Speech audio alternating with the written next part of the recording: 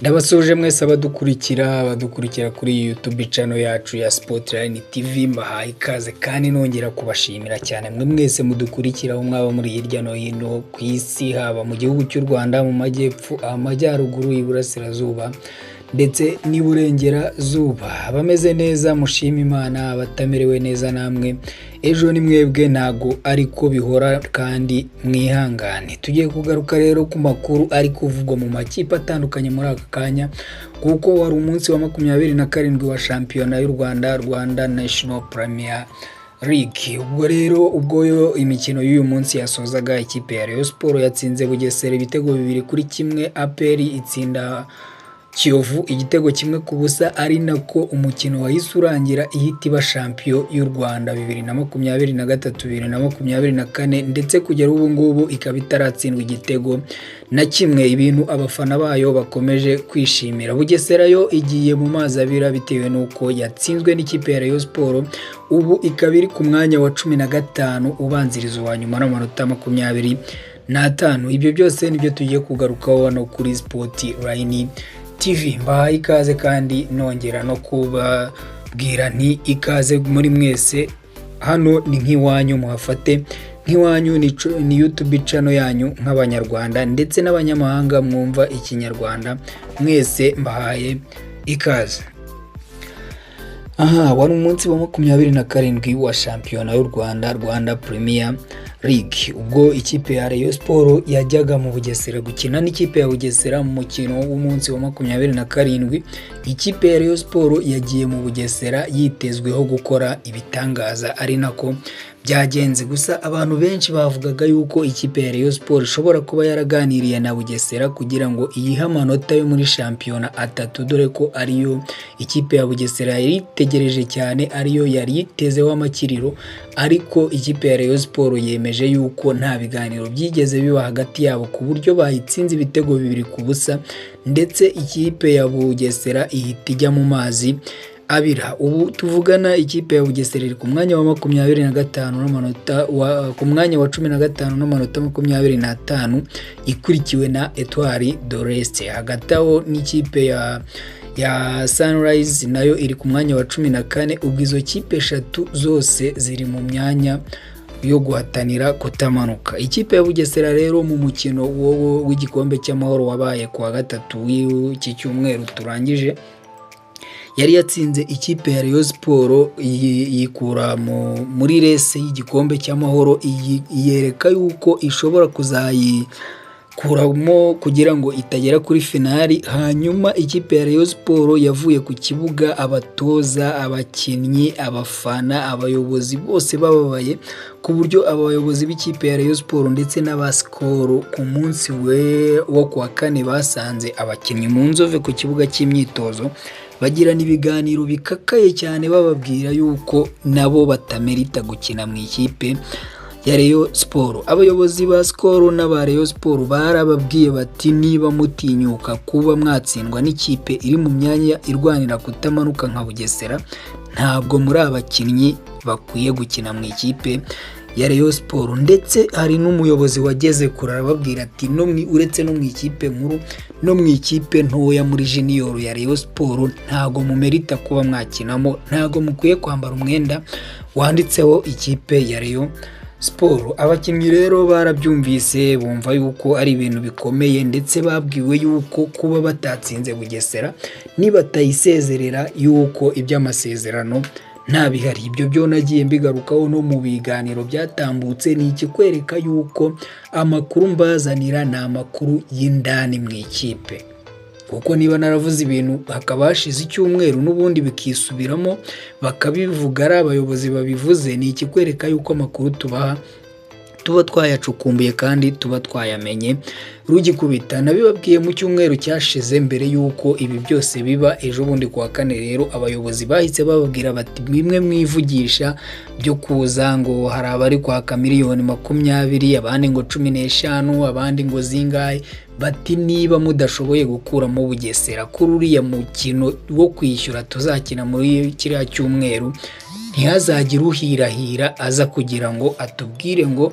twongere amasezerano cyangwa se tujye mu biganiro. Umutoza Julien Mete nawe arabizi neza yuko nta kintu bazavugana igihe adasezereye ikipe ya Bugesera. Ubwo rero abakinnyi bakoze imyitozo ndetse abakadre muri bo harimo na Boneri, nubwo ajya agira imyitwarire itari myiza, ariko Boneri yarababwiye ati biteye isoni n'agahinda kuba mwanze gutsinda ikipe ya Bugesera ngo tubone 50,000 bari babemereye bya prime. Ati nyamara ubu hari abagiye guhamagara mu bakunzi b'ikipe ya Rayon Sport ngo twabuze icyo kurya ngo mu Maeveni. Ati kandi mwanze gutsinda kugira ngo tubone inote ya senkani. Ba Kalisa Rashid nabo bati ibi bintu ntago bishoboka, ntago byumvikana, ntago yari yakinnye nawe.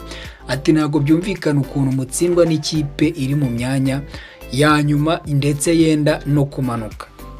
Ibyo rero abakinnyi barabyumvise baravuga bati ibi bintu ntago byoroshye kuba twatsinzwe n'ikipe ya Bugesera kandi twitwa yuko tukinira ikipe ikomeye.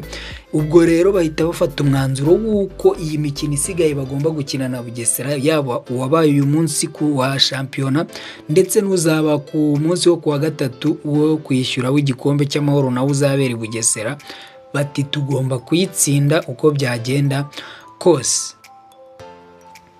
Uyu munsi rero umunsi wageze ku isaha y'isa 9 nibwo umukino watangiye, ariko watangiye ukerereweho gatoya. Wari uri ku isaha y'isa 9 utangira saa 9:05 gutyo ishyira 6 nibwo umupira wari utanzwe mu kibuga. Ikipe ya Rayon Sport yagiye mu kibuga, Bugesera irabanza irayikinisha, inayitsinda igitego cya mbere hakiri kare, gusa kiza kwishyurwa na Eric Ngendahimana mu gice cya kabiri. Ndetse ubwo igice cya mbere cyarangiye ari 1-0. Eric Ngendahimana aza gutsinda igitego cyo kwishyura, ndetse n'ikindi cya kabiri cyo kuba cy'intsinzi gitsindwa na Charles Bare. Mu gihe bari mu kibuga rero bamaze gukina nk'uko bisanzwe. Muhire Kevin ni wa muntu usanzwe akora mu kibuga, utanga imipira, atanga amasantre, ndetse n'icyo gitego cya Charles Bare cyari giturutse ku mupira Muhire Keve yarapashije Charles Bare. Nk'uko bisanzwe rero nyuma y'umukino abafana bo bari bahari ari benshi, bari bagiye ari benshi, nubwo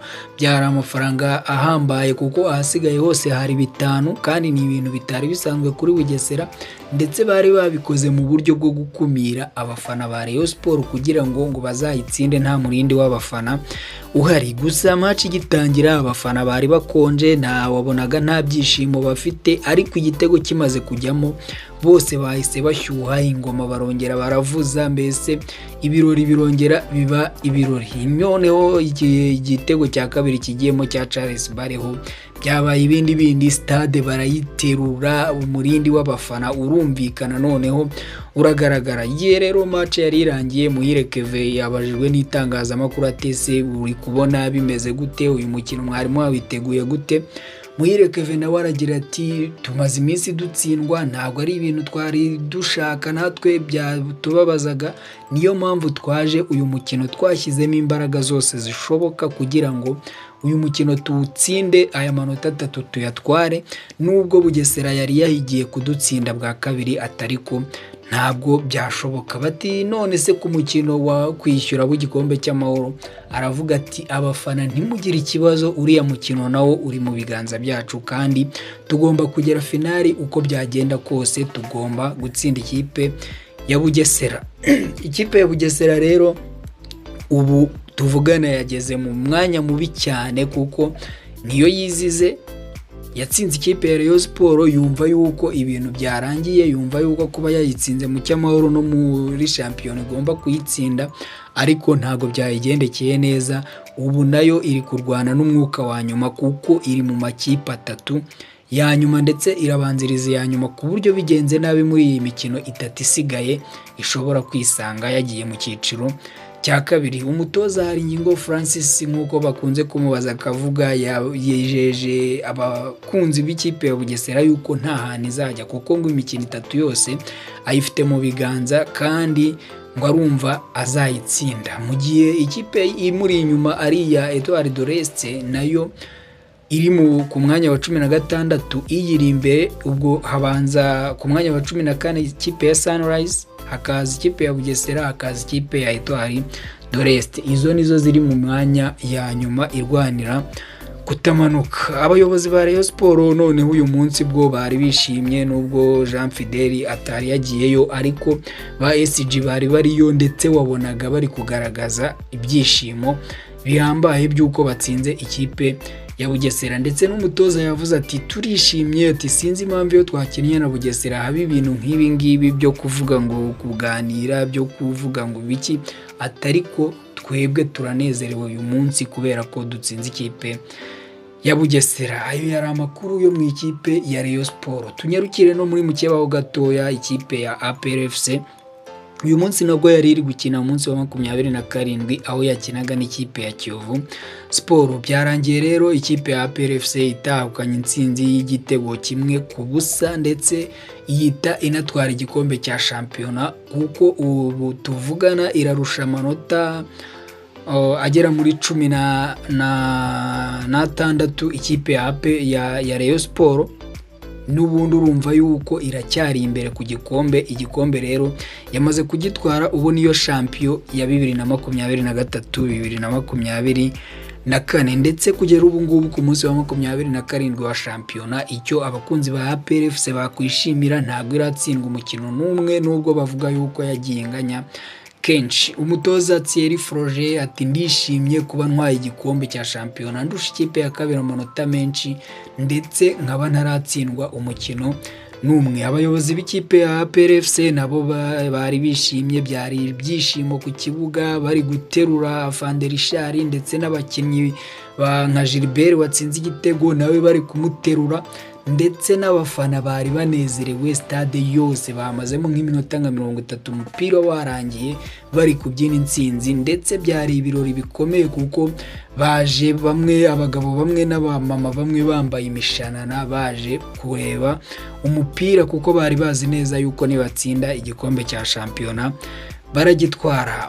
Rujugiro ukuriye abafana abajijwe n'igitangazamakuru cya RBA, igitangazamakuru cy'igihugu, yavuze yuko bishimye cyane kandi ari bo bantu bamaze gutwara ibikombe byinshi bya shampiyona, kandi koko niko bimeze. Ubu bamaze gutwara igikombe cya 22 cya shampiyona, kikaba ari igikombe cya 6 bikurikiranya, nta kipe iragikura mu ntoki zabo. Rero bavuze bati twebwe turi abantu bo ku gikombe, ntabyo kutubwira ibindi. Ati rero ni nayo mpamvu n'ubu ngubu tugitwaye. Bamubajije ku mutoza, yavuze ati umutoza we naramuka yongereye amasezerano ntago nzongera kwisiga irangi. Uwo yari Rujugiro, umufana mukuru w'ikipe ya APR FC. Ati ntabwo uriya mutoza tumushaka, ni badushakira umutoza ndetse n'abakinnyi bageze nko muri 6 ubundi tujye mu matsinda ya CAF Confederation ya CAF Champions League. Ibyo rero nibyo byatangajwe n'abafana. Abakinnyi ba APR FC bo bari bishimye, Banige na Clement bagize icyo batangaza bati turanezerewe cyane gutwara igikombe tutaratsindwa. Ba Gilbert watsinze igitego nawe yavuze ati ni ibyishimo byinshi kuba nsinze igitego gihesheje igikombe APR FC.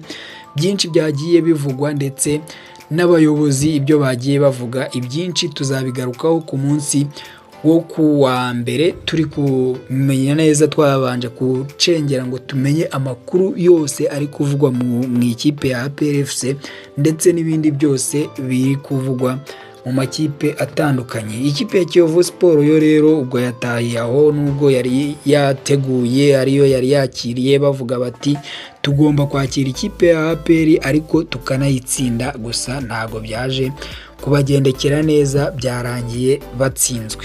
Nayo makuru yarari kuvugwa mu makipe yose kuri uyu munsi wa 27 wa shampiyona, yaba ikipe ya Rayon Sport, ikipe ya Bugesera ndetse n'ikipe ya APR FC na Kiyovu Sport. Iyo niyo mikino yari ikomeye, niyo yari ihanzwe amaso kuri uyu munsi wa 27 wa shampiyona. Nakwibutsaga niba uri mushya kuri uyu muyoboro wa YouTube channel wacu Sportline TV, nagira ngo ukande kuri iryo jambo rya subscribe, n'uryoherwa n'inkuru ukande like, uduhe igitekerezo muri comment, ndetse unadusharinge mu magroup ugiye urimo, hanyuma uraba ushyize itafari kuri uyu musingi w'iyi YouTube channel. Ndabashimiye cyane, ndabakunda, umunsi mwiza.